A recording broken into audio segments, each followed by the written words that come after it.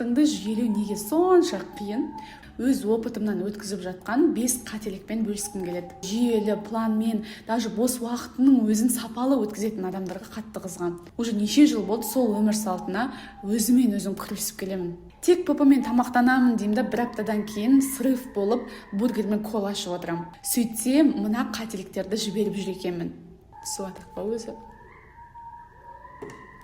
Бірінші қателігім ол күнделікті задачаларды сразу бірден 10-15 задача қойып тастау. Бұл задачаларды көріп отырған ми істемей жатып уже қажат, шаршайды. Сол үшін бастапқыға жаңадан бір 3-5 қойған дұрыс. Екінші қателігім план жазған кезде мынау точно менің қалауым ба, және бұл дәл қазір маған керек пе деген сұрақты қою керек екен. Мысалы, мен неше жыл болды ағылшын үйренемін деп каждый раз планыма, айлық, жылдық планыма жаза берем. И қараймын бір күні, неге мен әлі үйренбегенмін? Сөйтсем, дәл қазір маған ағылшын тілін оқу қажет емес екен.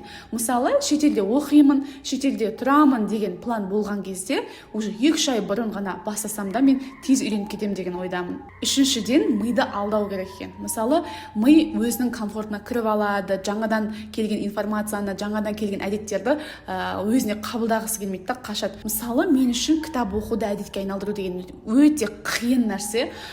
Мен қалай оқимын? Мысалы, былай айтамын, ой, жеңіл кітап ол, жеңіл кітап, оңай.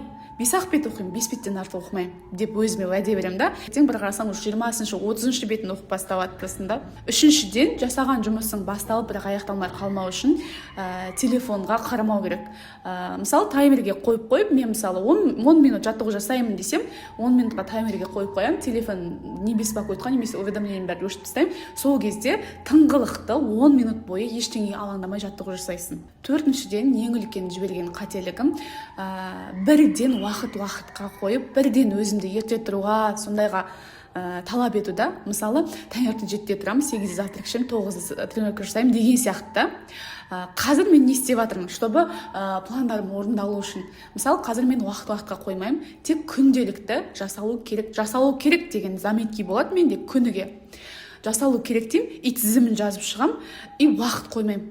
Қалай уақыттың ыңғайы келеді, солай жасап кете беремін, спискқа қарап отырамын да күні бойы. 5-ші қателік, жалпы осы тақырыптың қорытындысы, біз инстаграмға күшті тәртіппен өмір сүріп жатқан адамдарға қызығып, бірден өзімізді обедке дейін ұйықтайтын, түнімен сотып шұқылайтын, туалетте телефон шұқылайтын өзімізді аламыз да, сразу соны орнына қойып жүреміз да. Бірден өзімізден идеально жасауды талап етіп жүреміз.